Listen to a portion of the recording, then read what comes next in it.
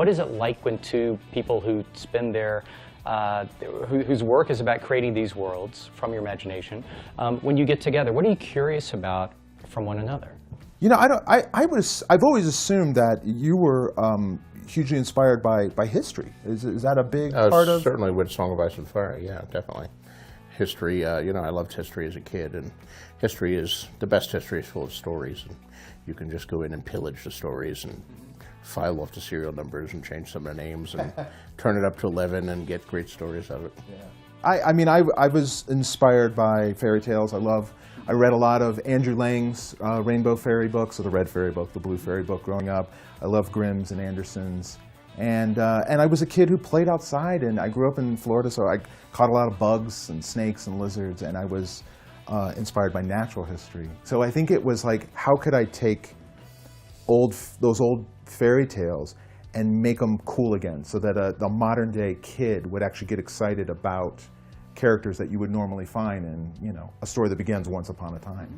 Yeah, I think all storytellers are in a dialogue with the storytellers who have gone before. A long conversation. You know, we're standing on the shoulders of giants, as they say. Yeah. Tolkien, certainly for me, and yeah. Jack Vance, and some of the other great fantasists who have gone before me. You know, does it begin with a character, and then before you know it, it spawns another character and a scene and a drama and a narrative, and all of a sudden it just expands on itself, and you realize, oh, now I have something that will spool out over multiple books?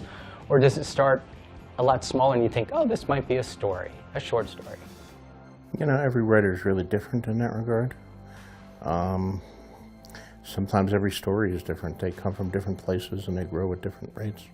I did a science fiction trilogy that began with a book called The Search for Wandla, and it was just me turning 40 and have the birth of our daughter. Mm-hmm. And I just started asking myself internal questions of like, what will the state of the planet be? What are we leaving her? And the thing is, there was no answers. And so I spent 3 books asking myself a lot of these questions just through the different characters. Very early on in the development, I'm drawing the characters. And oftentimes, the initial impression that I have of who I think the character is, because all the books I've written are built around the protagonist, and I feel, if the reader doesn't feel for the protagonist, the thing's kaput. Do you start with that image?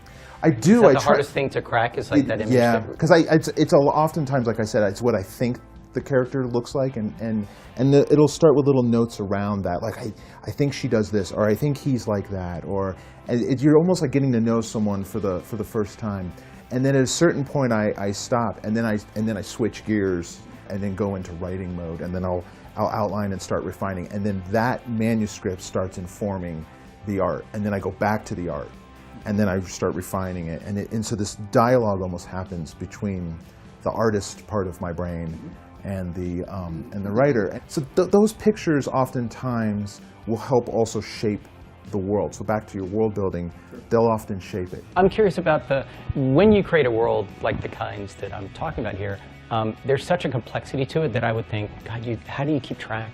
How do you keep track of all literally what's happened with characters, with the languages you've created, with the places you've created, for the consistency of it?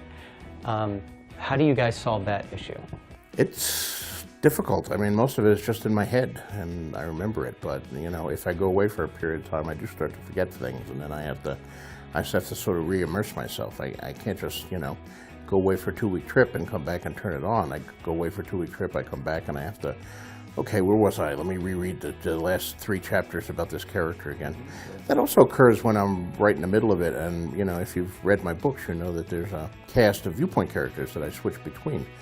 Their stories, although intertwining, are often very separate. Each one is in a different geographic location, surrounded by a different crew of secondary and tertiary characters. So, and each one has their own voice, or at least I try to give each one their own voice.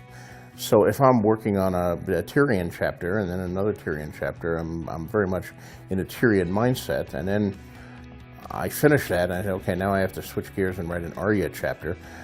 I have to go back and try to remember where she is, and who are the secondary and tertiary characters around her, and what are their voices like, and you know, how does her voice go? Okay, she doesn't speak the same way as Tyrion, she doesn't look at the world the same way, and you know, switch over from one channel to another here. And Obviously, I've been doing this for years, but it's always still a bump in the process.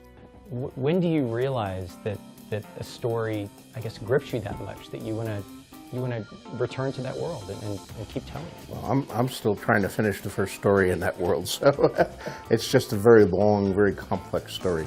I don't have the sense that I'm returning to Westeros. I have the sense that I've never left. So I've lived there for 20 years now. I don't think you're ever going to get to leave. Well, does it feel that real? That like at some point it becomes so vivid? It does when the work is going well. I really fall into the world and the real life disappears. You know, sometimes it's been a problem, particularly in recent years, that real life intrudes too much. When you're creating TV shows, you're always, you know, having a meeting or an interview or an award ceremony, walking the red carpet, et cetera, et cetera. And all of that is great, but all of it does act as a distraction. The days where weeks at a time could go by and no one would appear at my door or ring my phone and I could just lose myself totally in my world.